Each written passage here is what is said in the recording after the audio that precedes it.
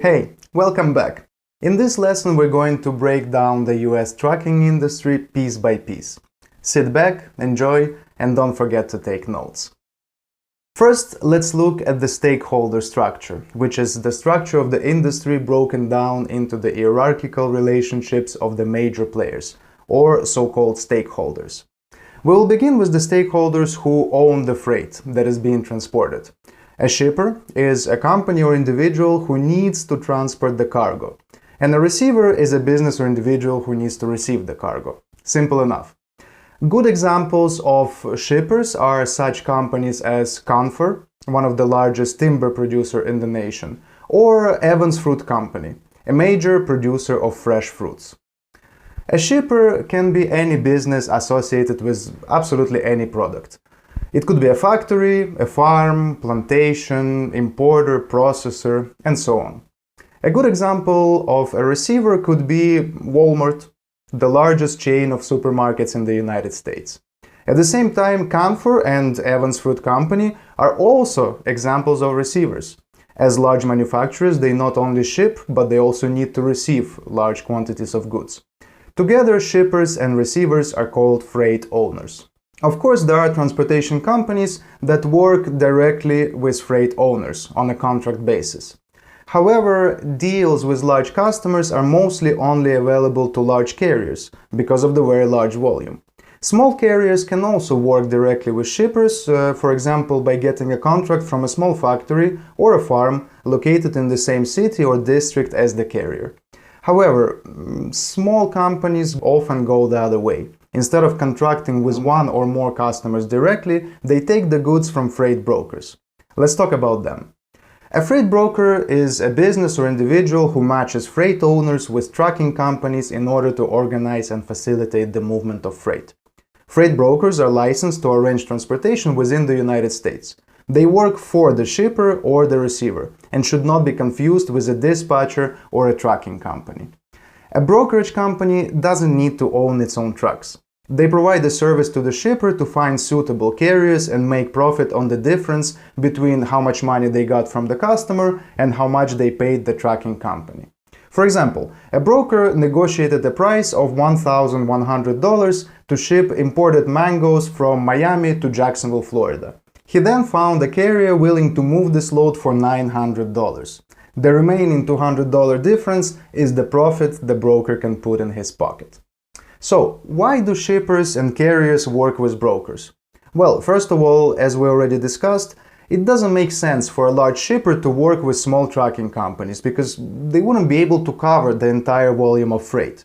They would have to hire employees to work for them who would essentially do what brokers do: select and supervise large number of small trucking companies as contractors. In that case, if the shipper doesn't want to deal with brokers and also doesn't want to spend money on additional full-time employees in the logistics department, they need to look for large transportation companies in their area that can cover their whole volume. Again, this will prove to be a difficult task. It's not certain that the right large company will be found and that their services will even be cheaper than through a broker. And if the transportation company doesn't meet its obligations, the shipper is again faced with problems. Working through a broker is easier for them. If the truck assigned to the shipper breaks down or can't come to the pickup for any other reason, the broker will sit down and look for another truck. The shipper gets security and delegates most of the potential logistics problems onto the broker. Some brokerage companies also have their own trucks. Such brokers are called asset-based brokers, which literally means broker that owns assets. Such brokers cover part of the orders with their own trucks and the rest with trucks of other carriers and earn here and there. Unlike dispatchers, which are in fact hired employees or contractors of the trucking company, brokers are separate players in the market. The US market for freight brokers is super competitive. It's dominated by the big players who invest millions of dollars annually in marketing, sales, data gathering, and market analysis.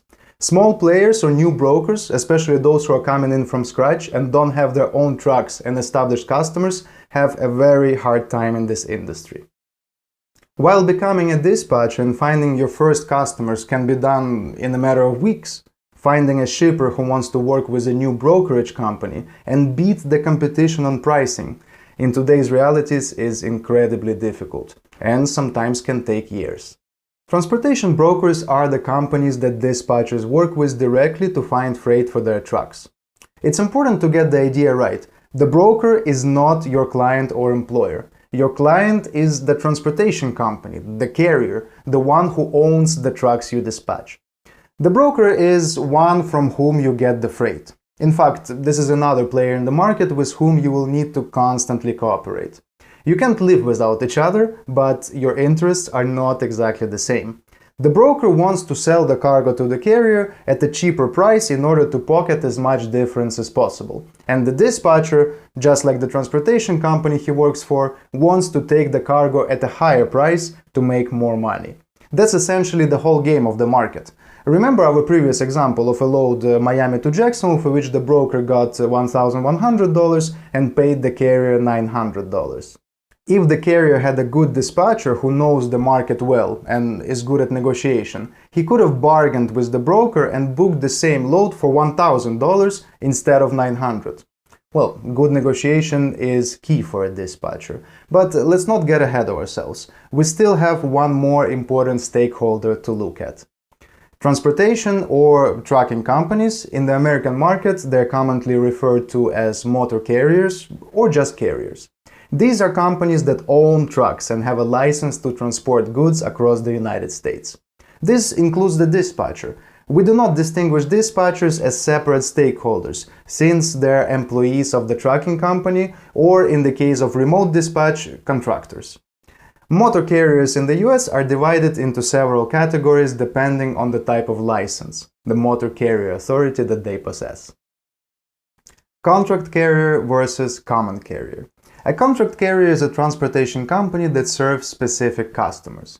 Contract carriers do not transport goods for the general public. They work only for organizations or firms with which they have a contract. Very often contract carriers are engaged in transportation of non-standard cargo with specialized equipment. For example, transportation of compressed gas in tankers. Common carriers is a commercial enterprise which transports goods or people from one place to another. As dispatchers will focus on transportation goods, so will not get involved with transportation of people. Common carriers typically own standard, non-specialized equipment, which is suitable for movement of a large variety of goods. An example of such equipment is a truck with a refrigerated trailer, a reefer. This trailer is almost always of standard size and is suitable for transportation of any type of chilled or frozen goods, whether it's fruit, meat, or ice cream.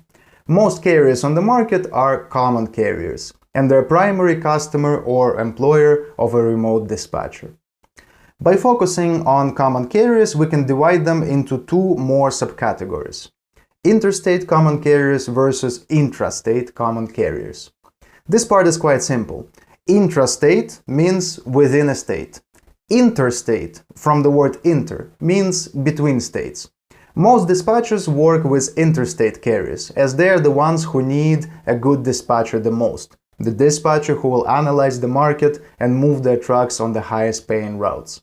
However, there is nothing wrong with working with an intrastate carrier. Yes, you have to understand that such companies travel fewer miles, have lower gross revenues, and it's not always easy to find loads for them because you're limited to loads that are within the same states. On the other hand, by working with the same state, you will have a very deep understanding of freight demand and pricing, which will make you an expert at working in that region and can serve as a great value proposition when looking for other customers in the same area. When I first started my journey as a dispatcher and worked with my first carrier, all of his trucks only worked in the state of Florida, although his license allowed him to travel outside of it. Within a year, I had become a Florida guru. I knew the reasons for freight pricing in each area, personally knew every broker, I knew when fruits will come from Latin America and when the price of shipment of flowers from Miami would begin to rise actively.